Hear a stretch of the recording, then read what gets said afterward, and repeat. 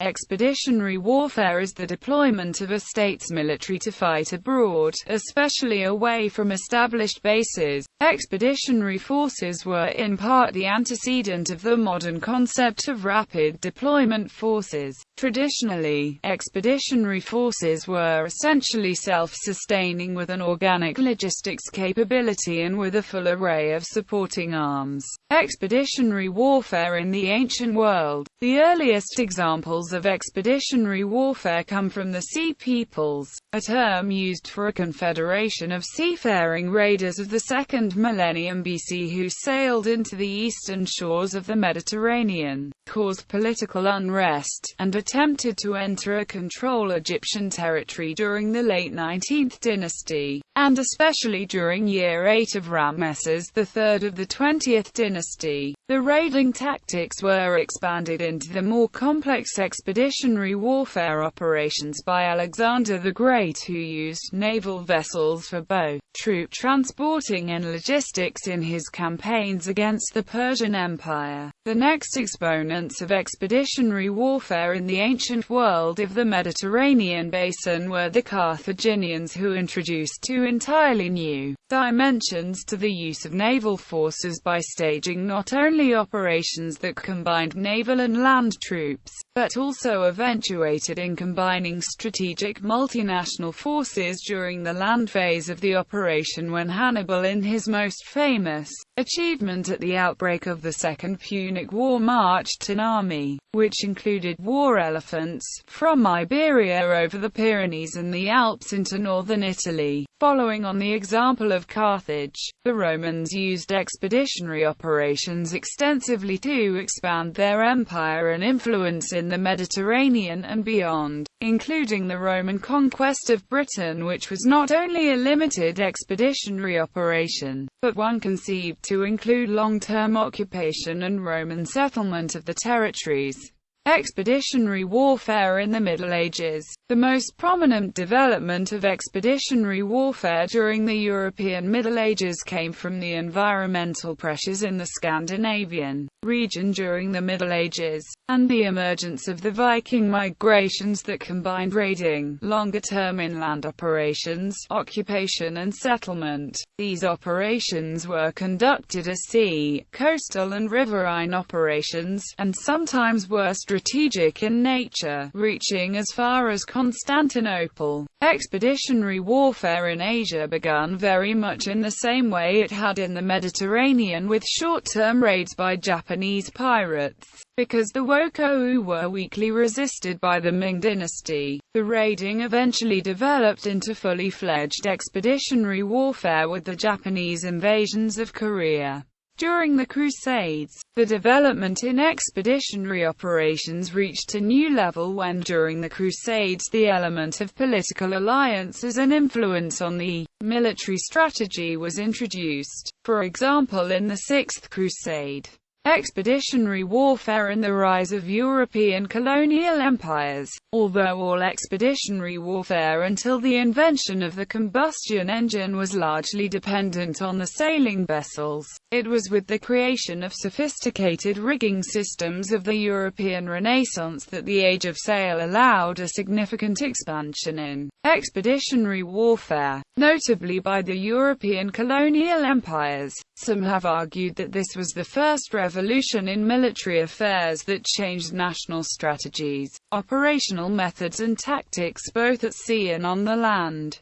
One notable example of this evolution was the French invasion of Egypt. Though a significantly expanded expeditionary operation, the Crimean War was the first example of a planned expeditionary campaign that was directed as part of a multinational coalition strategy. Aside from being the first modern expeditionary operation that used steam-powered warships and telegraph communications, which marked it as the departing point for the rest of the 19th and 20th century developments. It was also the first used as a military theater instrument to force decision in the conflict, in what proved to be the last use of the sailing vessels in military expeditions. Perhaps unique in the development of expeditionary warfare were the operations by Yumak during the Russian conquest of Siberia, which was a largely land-based operation. This eventually led to the Russian settlement of the Far East and the coast of the Pacific Ocean. The next development in the evolution of the expeditionary warfare was made during the expansion of the Western European empires and the era of colonialism that also led to the inclusion of the expeditionary methods into the direct expression of national strategies to avoid full-scale conflicts in the shape of the gunboat diplomacy approach.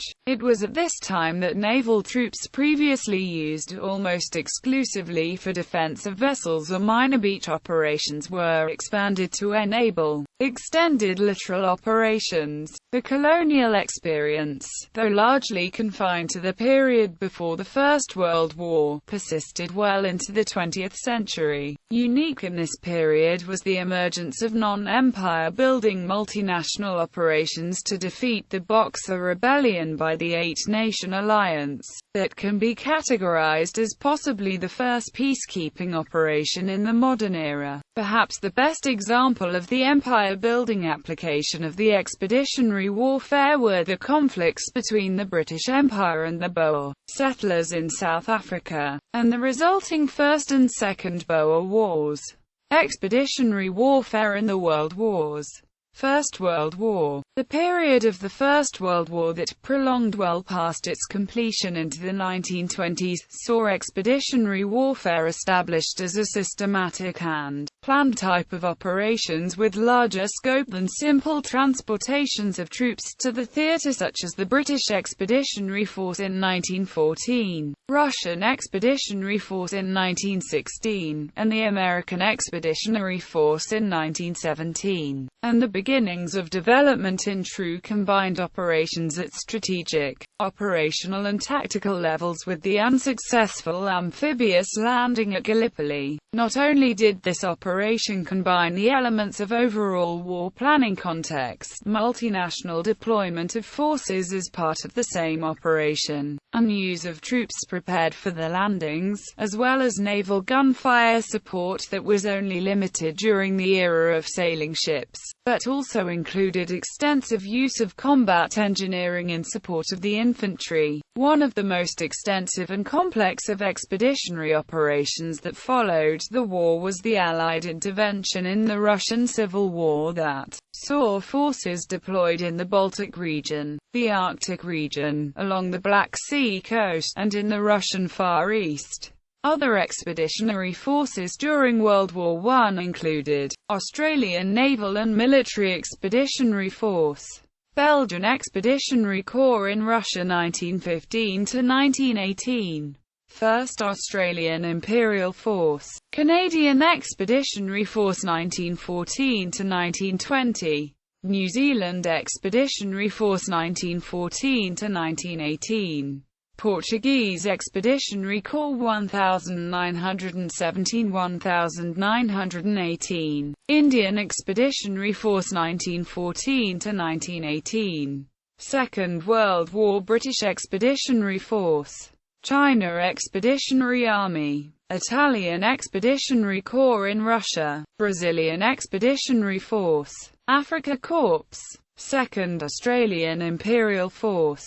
Expeditionary warfare in the modern era. European Union EU Battle Group, European Maritime Force, NATO Response Force, Allied Rapid Reaction Corps, United Kingdom 3rd Division, 16 Air Assault Brigade, 3 Commando Brigade, Response Force Task Group, UK Joint Expeditionary Force, Combined Joint Expeditionary Force, Joint Rapid Reaction Force, Number 83 Expeditionary Air Group No. 901 Expeditionary Air Wing, Number 902 Expeditionary Air Wing, Number 903 Expeditionary Air Wing, Number 904 Expeditionary Air Wing, Number 906 Expeditionary Air Wing. Expeditionary Air Wing No. 34 Expeditionary Air Wing, Number 38 Expeditionary Air Wing, Number 121 Expeditionary Air Wing, Number 135 Expeditionary Air Wing, Number 138 Expeditionary Air Wing, Number 140 Expeditionary Air Wing.